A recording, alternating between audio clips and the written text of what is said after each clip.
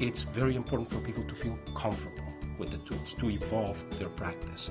So it's just fine for people to say, look, I'm going to start doing what I already do at the substitution to augmentation levels, incorporate the tools, enhance my current practice, and when I'm comfortable with that, move on to incorporating elements at modification to redefinition. That's a perfectly valid approach. In fact, to be honest with you, I think it's the approach that would work for most teachers. There are many things that work just fine at substitution to augmentation levels. For instance, assume I'm teaching a course on poetry.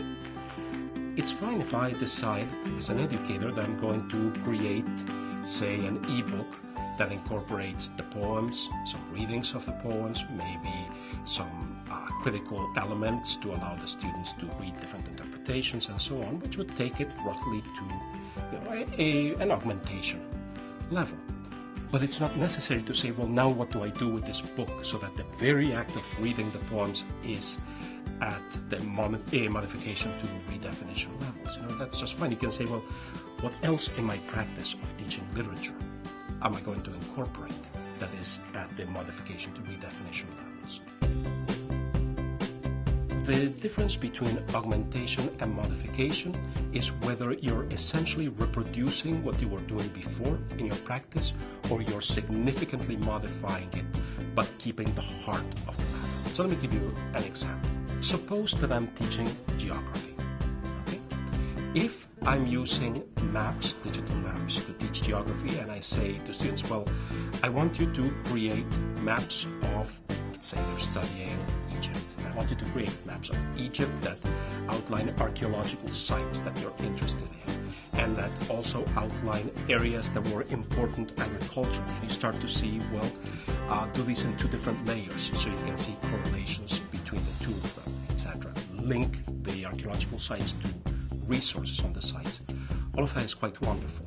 Now, suppose that you're saying, okay, I'm using digital maps, but now I'm not just going to ask the students to replicate what I would have done with traditional paper maps.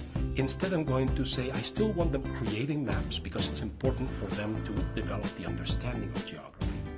But I'm going to ask them to create the maps in such a way that they're interacting with each other, so that they create the digital maps in shared sites, and they use them as gateways to each other's knowledge. So now one student is very interested in the archaeology aspects, and that student focuses on things like, where were the temples? Another student is very interested in commerce, so they focus on where were the trading ports, and they create their maps. You have them engaging in a deeper conversation where you're using the digital maps as a gateway for a social practice of exploration. In effect, you're asking your students to become geographers and use the maps to talk with each other, integrate each other's discoveries, build a practice that is mediated by the social use of the tools in a networked environment. That would take you up to modification, because while you still have some of the heart of the matter, make sure the students understand these concepts by developing maps about them. You've significantly modified it by changing it from something they would do individually to something they would do socially, where in effect they're acting as peer mentors to each other. Really good use of the technology at the modification to redefinition levels allows students to engage in exploration of areas that they might not have otherwise. Let me give you an example from some of my own practice.